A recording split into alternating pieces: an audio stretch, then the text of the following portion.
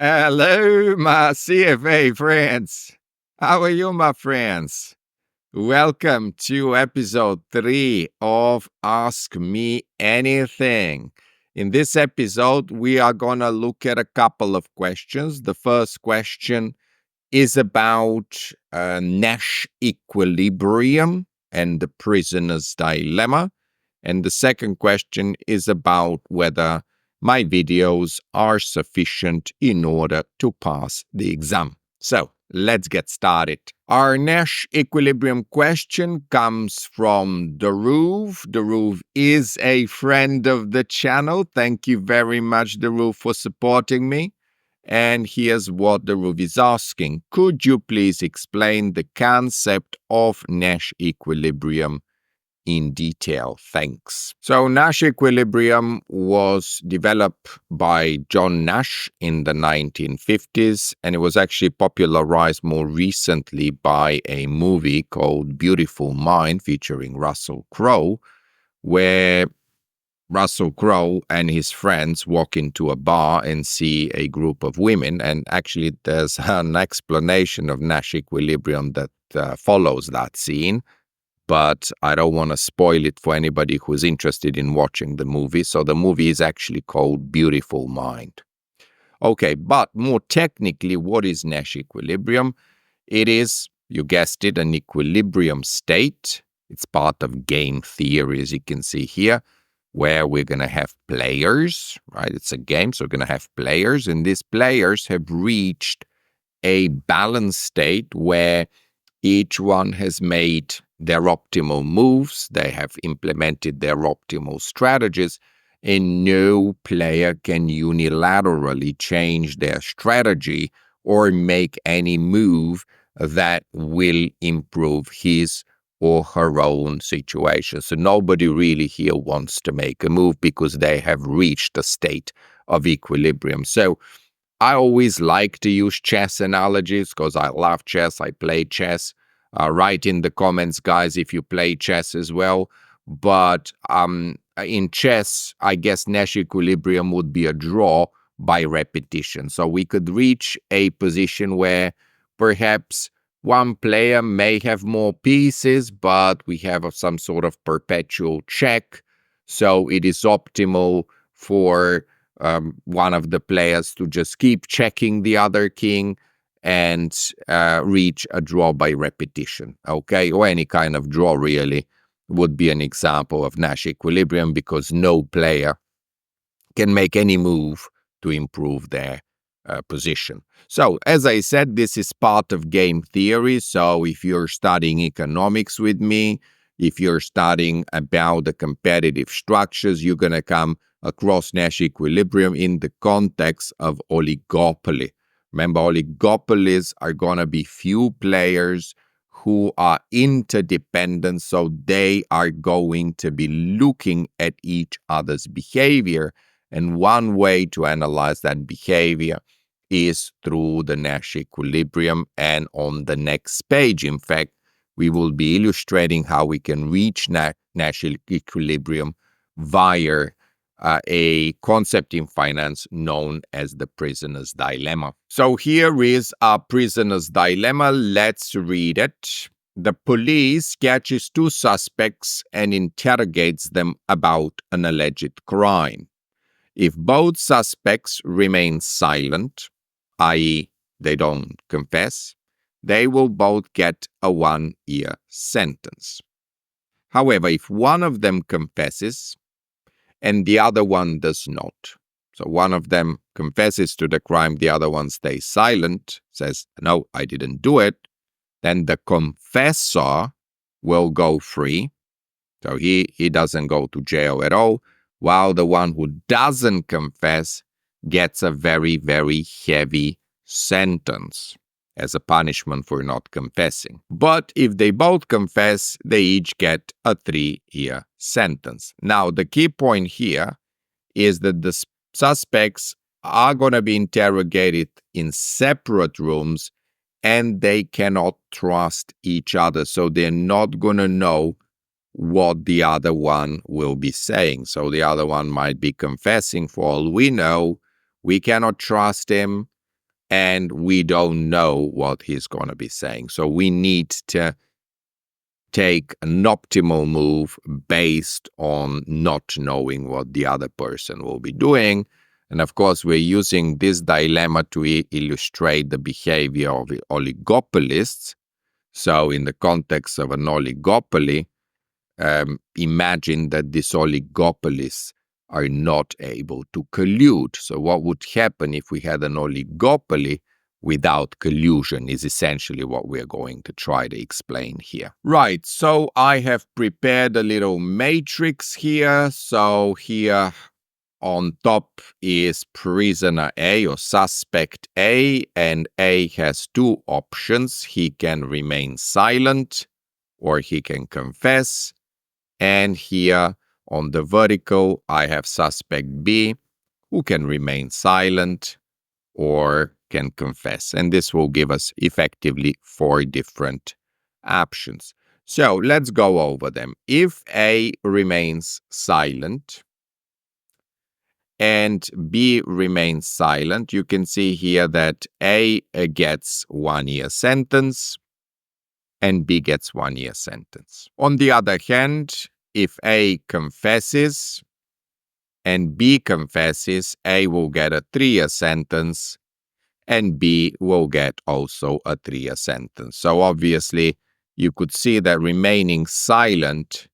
both remaining silent is advantageous to both confessing. They get a shorter sentence. Now, if A is silent, but B confesses, remember, A will get penalized by having a very heavy penalty of 10 years, jail term, whereas B will walk free. And of course, the opposite will happen. If B remains silent, but A confesses, then B will be the one who gets a heavy penalty and A will walk free. Now, let's start thinking about what they're going to do. Now, let's say I am prisoner Bravo, sitting in my own cell, thinking about what's optimal for myself.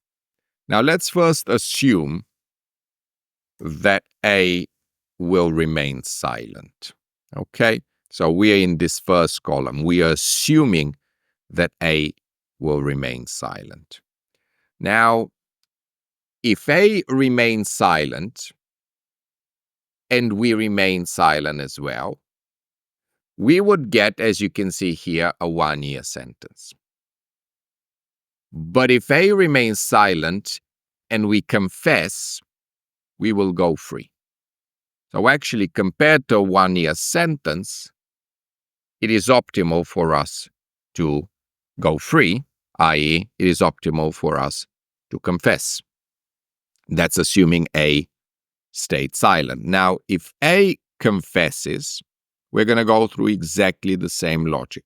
Assuming that A confesses, if we remain silent, we will get a heavy penalty of 10 years. But if we also confess, we will get a more lenient sentence of 3 years. So again, here I can see that the optimal move, again, think about chess, no matter what white has played, my most optimal move as B, as black, is to confess.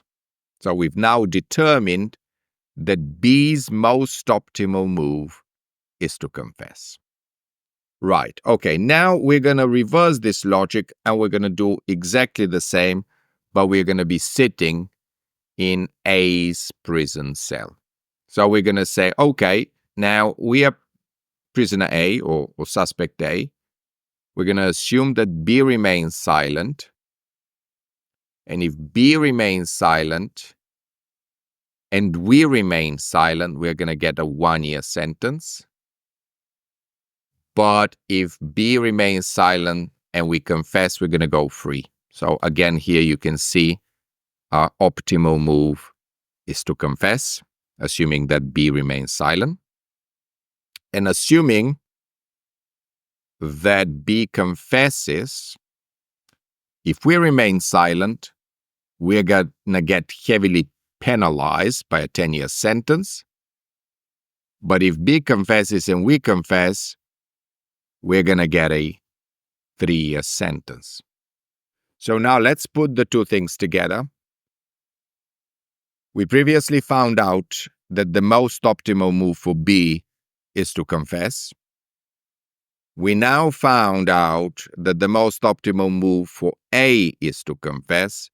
So they will both confess. These are the moves they're going to make. Remember, key point, they don't trust each other and they cannot collude. They cannot talk to each other. So they both end up in this box getting a 3-year sentence each. And the key point of this is that actually collectively, that was not the most optimal thing that could have happened, because the most optimal thing for them would have been to both remain silent and get a much shorter prison sentence. Like 1 year is obviously 1/3 of 3 years, so it would have been much better for them to have remained silent.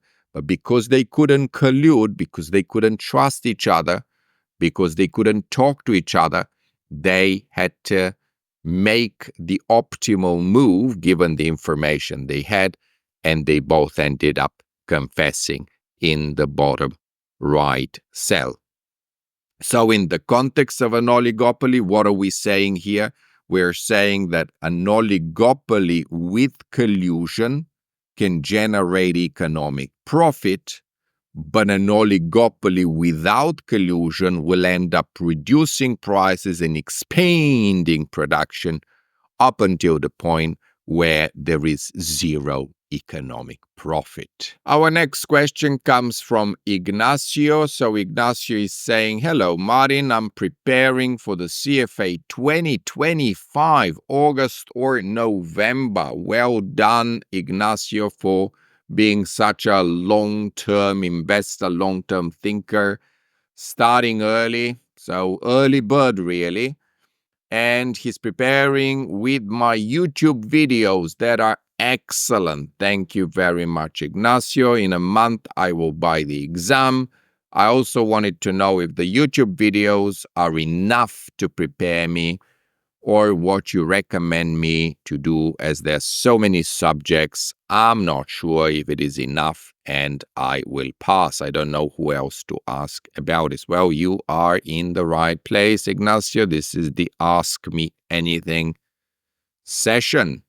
Okay, so the keyword here is enough. Are the videos enough? So let's have a look. So the reason why I decided to include this in the MA session is I am getting a lot of questions about this exact thing. Are my videos enough? Can I just watch your videos and pass the exam? Guys, I have said it before, you cannot learn to swim or you cannot learn to ski by watching YouTube videos of someone skiing or someone swimming. Okay, that's type of passive learning.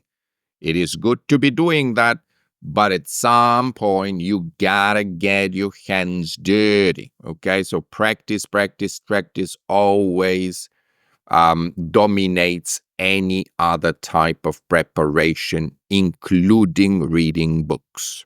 Okay, question practice is the way to pass exams, especially these multiple choice exams. So what I would be expecting you obviously to be doing is you want to read your books cover to cover. That's why you want to start early. You don't want to start a month before the exam. Start as early as possible and read all your books. Do not cherry pick. The key thing, because it's kind of 3,000 pages, it's a lot of information. The key thing is to start early, to be disciplined, and to be consistent. Doing a little bit of work every day wins over a strategy where you try to panic and cram everything in the final weeks before the exam. So a little bit every day, starting by reading the books, doing lots of question practice. That means your in-chapter blue box examples, your end of chapter problems, obviously 4 to 6 weeks before the exam, all available mock exams under time conditions. I'm not saying 1, 2, or 3 mocks. I'm telling you all available mock exams. Now, the videos, think of them as support. Yeah, so it's very, very nice support that comes from someone with 20 years experience doing that. So I can not only teach you the material, but I can also teach you tricks. I can teach you how to think. I can teach you how to study. I can teach you how to pass exams. That's what I can help you with. The videos are great during downtime. What that means is, let's say you are commuting. Okay, obviously, if you're commuting, you're on the train, you're on the bus, okay, you cannot physically be on a desk and be doing question practice. So the videos become really useful during your downtime. So if you're traveling, okay, watch the videos. If you're having a break, watch the videos. You're having a meal, watch the videos, right? So you can be doing all that. You can be adjusting the speed setting on the video. Some people are telling me they're even watching me at 2x the speed, which is fantastic. That means that a 30-minute video will take you only 15 minutes. That's all about efficiency here, guys. So the videos will give you foundations. This is, in my experience, key points that I found in the reading that I'm giving you. Am I giving you everything that's in the reading?